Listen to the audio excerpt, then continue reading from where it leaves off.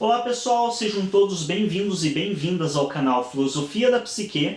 Eu sou João Vitor Wrobleski, estudante de Psicologia, e hoje estaremos gravando um que talvez seja um dos vídeos mais difíceis que eu já gravei para o canal. Por isso também gostaria de compartilhar um pouco de início com vocês a caminhada que foi para chegar até este vídeo, justamente porque está realmente entre uma das temáticas mais complexas que eu já abordei aqui e uma das mais difíceis para mim. E essa temática ela foi solicitada há algum tempo atrás por um dos seguidores do canal, que solicitou falar a respeito de 3 dos conceitos base da teoria psicanalítica lacaniana, que é o real, simbólico e imaginário. E a princípio eu fui ler a respeito em artigos, como faço frequentemente, e após ler 10 artigos, e entre eles algumas teses e algumas dissertações, então, assim, não é possível que depois de eu ler mais de 10 conteúdos, entre eles inclusive o próprio texto do Lacan, o seminário no qual ele fala a respeito desses 3 conceitos, não é possível que eu não tenha conseguido entender nada do que nenhum desses autores disse. Aí parti para a internet assistir outros vídeos de outras pessoas que falassem a respeito, e ao meu ver parece que a maioria dos vídeos são tão complexos quanto as escritas que eu encontrei e não fazem muita questão de tornar acessível o conhecimento. Há um certo risco também em simplificar demais para possibilitar o acesso de mais pessoas. Eu sempre falo que eu busco no canal sempre simplificar o suficiente os conceitos para que seja compreensível por mais pessoas, mas sem vulgarizar. Eu entendo como vulgarizar tornar algo deturpado, ou seja, mudar o sentido ou simplificar a um nível que isso se torne muito coloquial. Então isso também é uma certa cautela necessária. Como eu não sou um grande estudioso do Lacan, eu busquei auxílio com 2 professoras minhas que são lacanianas. Uma delas, inclusive, é uma das minhas principais mentoras na psicanálise, e elas me explicaram de um modo que creio ser possível repassar de maneira compreensível aqui neste vídeo. Mas, lembrando sempre, se você achar que eu simplifiquei demais, se você quiser algo um pouco mais elaborado, o recurso é realmente partir para o próprio Lacan e buscar esses conceitos na obra lacaniana.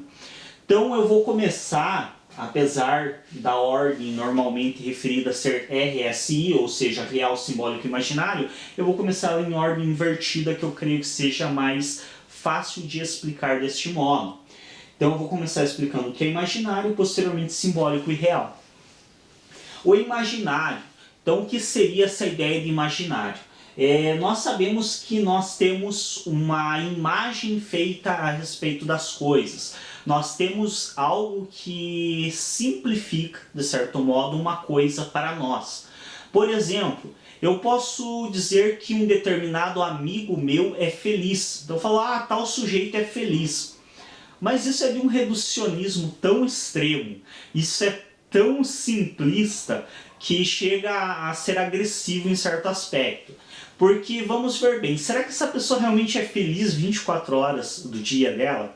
Será que ela de fato é só feliz, ela não é mais nada na vida dela? Então nós sabemos que todo sujeito ele é feliz, ele é triste, ele é angustiado, ele é eufórico, ele é inúmeras coisas em cada momento da vida dele. Então dizer que alguém é feliz é um reducionismo extremo. E o que é esse reducionismo? É o nosso imaginário acerca daquela pessoa. É nós reduzirmos tudo que ela é a poucas informações, de uma forma que nós consigamos construir uma imagem daquela pessoa. Algo que para nós faça sentido relacionado com aquela pessoa. Então, quando eu digo que um sujeito é feliz, é porque essa atribuição desse conceito de felicidade daquela pessoa é a forma que eu encontro de colocar aquela pessoa dentro do meu imaginário. Então é a forma como eu encontro de ver aquela pessoa. Por isso eu reduzo muitas vezes uma pessoa que é milhares de coisas a uma imagem de uma pessoa feliz. Um outro exemplo com um objeto. Quando eu falo para vocês, por exemplo, sobre um carro, pegar um exemplo realmente que é do nosso cotidiano. A maioria, se não usa um carro, ao menos se depara com um no seu dia a dia. Se eu falo para você em um carro, geralmente as pessoas já constroem uma imagem de um carro. Então a pessoa ela tem uma noção, por exemplo, de que um carro é um objeto de tamanho mediano, que pode pesar em torno de 1.000 a 2.000 quilos, que tem 4 rodas, mas isso é um imaginário. É um imaginário que eu construí de um carro para aquele simbólico, que a gente vai ver um pouquinho à frente já o que é o simbólico, aquele simbólico da palavra carro fazer algum sentido para mim quando é mencionado. Por isso eu crio esse imaginário de um carro. Mas um carro pode, por exemplo, ter 6 rodas. Lembremos que por mais que coloquialmente no Brasil se utiliza a palavra carro para se definir veículo de pequeno porte, todo veículo é um carro. Caminhões, ônibus, então todos os veículos terrestres são tidos como carros. Então, se considerarmos desse modo, um carro pode ser um caminhão, um bitrem, com 18, 20 pneus ou até mais. Então, quando nós partimos para esses detalhes, nós percebemos o quanto que o meu imaginário de um carro, um veículo aí entre seus 1.000 a 2.000 quilos e 4 rodas, o quanto que isso é simplista e reducionista, sendo que um carro pode ser de 500 quilos até 5.000, se considerarmos um veículo de médio porte, uma caminhonete, ou até 50.000 quilos, se considerarmos um caminhão. Então, vejam, quando eu construo o imaginário de carro, quanta coisa eu deixo de fora. Que é a forma como eu encontro de organizar meu pensamento. Afinal, eu sou incapaz de construir um imaginário a respeito de cada possibilidade de carro. Assim como nós vamos ver à frente, o simbólico também, eu não consigo ter uma palavra para definir cada coisa no mundo, por isso que eu tenho uma palavra que define milhares de coisas, como a própria palavra carro. Eu não tenho como ter uma palavra específica para definir um carro desse tipo. Então eu defino um grupo com o mesmo nome. Carros verdes. Eu não tenho como definir cada carro verde como que é uma palavra para cada um deles. Então eu defino uma palavra comum a todos, que é carro, e uma palavra comum a todos, que é a cor. Juntando essas duas palavras eu tenho um grupo de coisas que eu coloco dentro desse simbólico. Do mesmo modo, é impossível para mim conseguir construir um imaginário a respeito de cada coisa existente no mundo. Por isso que eu construo um imaginário reducionista que deixa de fora muitas coisas. Mas essa é a forma como eu consigo me entender no mundo e como eu consigo elaborar os pensamentos dentro do meu psiquismo. Então, do imaginário, nós partimos para o simbólico. E o que é o simbólico? É justamente, como mencionado anteriormente, tudo aquilo que cabe dentro da linguagem. Então, quando eu falo a palavra carro, essa palavra é um simbólico. Quando eu falo a palavra pessoa, você remete a várias coisas. Do mesmo modo que no carro eu posso ter diversas cores, diversos tamanhos, diversos pesos, pessoas também eu tenho inúmeras possibilidades de pessoas. Porém, eu simbolizo todas essas diferentes pessoas em um grupo simbolizado pela palavra pessoas. Então o simbólico é tudo aquilo que cabe dentro da linguagem. E o simbólico e o imaginário, eles se desenvolvem em certa proximidade. Então quando a criança está se desenvolvendo, de início ela só tem o real. Do real, ela parte tanto para o simbólico quanto para o imaginário. Então ela inicia simbolizando coisas, ela desenvolve a linguagem que permite para ela, e aí lembrando que linguagem, apesar de remeter muito à língua, não é necessariamente questão falada. Linguagem envolve fala, envolve escrita, envolve desenho, envolve todo tipo de expressão possível que seja compreendida socialmente. Então, a criança, ela começa a desenvolver o seu simbólico, uma linguagem que desenvolve o seu simbólico, e a partir disso, ela constrói imaginários. Então ela inicia com a fala, com a compreensão da fala dos adultos e com o desenvolvimento da sua própria fala, e a partir disso ela constrói imagens do que é um cachorro, do que é um cavalo, do que é um carro. Uma coisa interessante também que de início a criança tem muita dificuldade em agrupar, em entender que uma mesma palavra pode definir várias coisas, e isso tudo porque ela está construindo esse simbólico. Ela está desenvolvendo a capacidade de simbolizar o real. E aí nós partimos para o real, que é o mais difícil. Sem dúvida, é o mais difícil de expressar. Por quê? Porque o real é inexpressável. Então o real ele não pode ser expresso, ele não pode ser dito. Por isso que muitos lacanianos afirmam que o real é tudo que fica de fora. Por quê? Porque eu tenho um imaginário, que são as imagens das coisas que eu construo, eu tenho um simbólico, que é a forma como eu simbolizo as questões da minha vida, e eu tenho o real, que fica de fora do simbólico e do imaginário. Por quê? Porque sempre que eu expresso o real a partir de qualquer forma de expressão, por exemplo, verbal, no sentido da fala mesmo, então a partir do momento que eu digo uma palavra, eu já reduzi o real a uma coisa só. Então o carro, ou no caso da pessoa, que é mais explícito, como eu mencionei anteriormente, quando eu expresso através do simbólico o imaginário que eu tenho de uma pessoa, que é a pessoa feliz, eu deixei de fora milhares de coisas que ela é. E essas milhares de coisas que ela é, são reais. Por isso que a partir do momento que eu simbolizo algo, como, por exemplo, a partir da fala eu simbolizo uma imagem que eu tenho de alguém como uma pessoa feliz, eu deixei de fora N coisas que ela é. Ou seja, é impossível já que essa expressão de que determinada pessoa é feliz seja real. Porque todo o resto que eu deixei de fora também faz parte dela. Então isso que eu simbolizo, que eu expresso, já não é mais real. E aí é uma dificuldade extrema realmente de explicar o que é o real, porque você não consegue expressar o real. Essa é a característica dele. A característica dele é justamente não se encaixar no simbólico e no imaginário. E aí entra também a questão de o que nós chamamos de realidade não é real. Por quê? Porque o que eu chamo de realidade são expressões simbólicas de um imaginário que eu tenho do mundo. Então quando eu falo que a realidade é cruel, o cruel é um simbólico, é um grupo de... é uma expressão que simboliza um grupo de coisas que eu estabeleci. Então eu considero, por exemplo, que o mundo é cruel porque, ou que a realidade é cruel porque tem criminalidade no mundo. Mas isso é uma forma como eu compreendo o mundo. A criminalidade é o que eu entendo por errado, é uma forma que eu simbolizo essa tida como realidade. E não é real, porque a minha visão acerca do mundo. A visão de outra pessoa é outra. Tanto é que por isso que existem inúmeras opiniões a respeito das coisas. Justamente porque todas essas opiniões, nenhuma delas é real. Todas são um simbolismo de imaginários que as pessoas constroem acerca das coisas.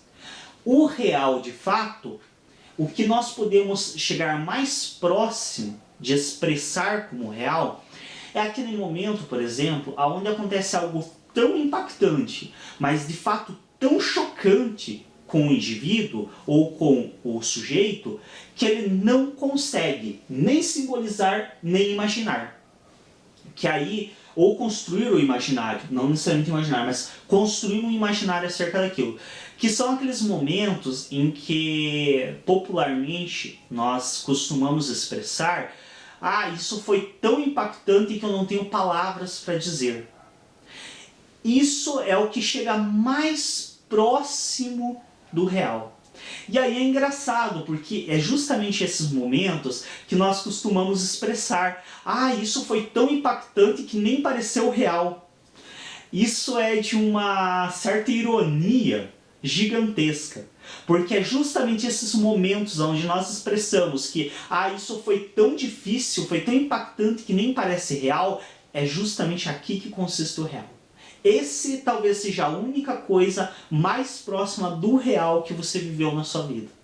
Que é o momento em que o simbólico não dá conta. Por isso o real é aquilo que fica de fora do simbólico.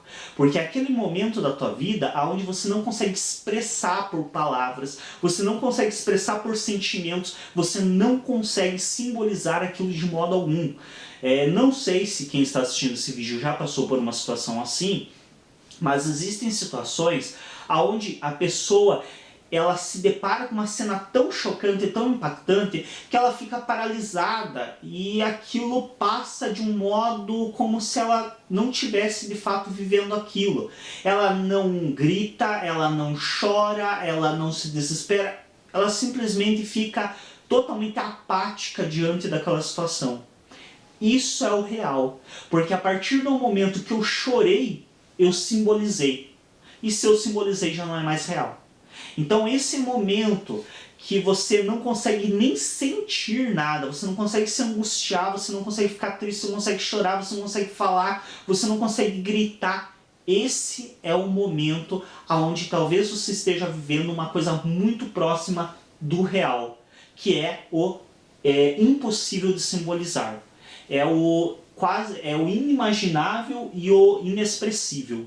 Então ele não cabe nem dentro do simbólico, nem dentro do imaginário. Isso é o real. Que é o que a gente aí, outra ironia do mundo, que é frequentemente nós dizemos, por exemplo, que a criança não está dentro da realidade, ou que a pessoa, por exemplo, é muito atribuída aos psicóticos. Em casos de surtos, se diz que o psicótico ele saiu fora da realidade. E na verdade, ele até saiu fora da realidade, porque a realidade é um imaginário que nós construímos. Mas ele está mais próximo do que qualquer outro do real. Assim como a criança, que ainda não tem aquela capacidade simbólica desenvolvida, ela está mais próxima do real. Então aquele psicótico que surta, geralmente ele surta justamente porque ele se deparou com o real. Com algo que ele não conseguiu simbolizar. E aí a gente sabe que pela estrutura, pelas definições de Lacan das estruturas, o psicótico ele já tem uma certa dificuldade em simbolizar, não que isso seja melhor nem pior do que as situações vividas pelo neurótico, mas é uma característica da estrutura psicótica já de ter uma certa dificuldade maior em simbolizar. E aí, quando o psicótico ele se depara com um real tão forte que ele não dá conta de simbolizar, é quando muitas vezes ele surta. Então é outra ironia aí que quando nós mencionamos que o sujeito fugiu da realidade quando ele teve um surto, na verdade ele pode até ter fugido da nossa realidade imaginativa, mas ele está o mais próximo que poderia ser possível se chegar do real de fato. Como eu mencionei antes, não são conceitos simples, não são conceitos fáceis. Eu costumo brincar sempre de maneira irônica, é uma piada que é recorrente na minha vida eu fazer, que Lacan aprendeu tanta coisa com Freud, ele podia ter aprendido a escrever com Freud. Porque Freud tem uma escrita das mais leves, das mais agradáveis. Lacan tem uma escrita muito complexa e bastante, digamos assim, ele escreve o que precisa ser dito e não faz questão de esclarecer. Então entendeu, não entendeu, o problema teu. E isso é uma extrema dificuldade e dá-me a sensação muitas vezes de que quem o estuda acaba seguindo um pouco dessa tendência. Não dá para culpar, porque assim como eu que estudo mais Freud, sigo a tendência do Freud de tornar as coisas mais simples e mais acessíveis a um público maior, do mesmo modo quem segue Lacan, estuda Lacan, tem uma tendência de tornar as coisas tão complexas quanto ele próprio o fazia. Espero ter conseguido esclarecer de uma maneira mais acessível o que é esses três conceitos tão importantes da teoria lacaniana, lembrando novamente, por uma questão realmente de ética e de posicionamento adequado, eu não sou um grande estudioso de Lacan, é uma área que eu ainda estou engatinhando, quero conhecer melhor devido a ser uma pessoa muito importante dentro da psicanálise, alguém que realmente revolucionou a forma de ver psicanálise. Acredito sim que as contribuições de Lacan foram importantíssimas para a psicanálise, mas eu ainda tenho muita dificuldade em compreender os seus conceitos. Essa é a minha, assim, o início que eu consegui compreender e dar conta desses três conceitos. E espero futuramente conseguir trazer vídeos ainda mais sobre temáticas ainda mais complexas dando conta de simplificá-las a um nível de ser compreensível a um público maior. E se futuramente eu perceber, ao estudar esses conceitos mais a fundo, eu perceber que eu cometi algum equívoco durante este vídeo, possivelmente estarei corrigindo à frente. Obrigado a todos pela atenção. Se você ainda não é inscrito no nosso canal, se inscreve. Clique em gostei nos nossos vídeos para nos ajudar a destacar. É muito importante, às vezes o pessoal comenta que gostou, mas não clica. É importante você clicar no gostei, porque isso possibilita que o vídeo seja acessado por um maior número de pessoas. E obviamente que a intenção do canal é realmente estar chegando a um público bom em relação a número, para tornar as informações contidas nos vídeos o mais acessível possível ao máximo de pessoas. Obrigado a todos pela atenção durante este vídeo e até um próximo.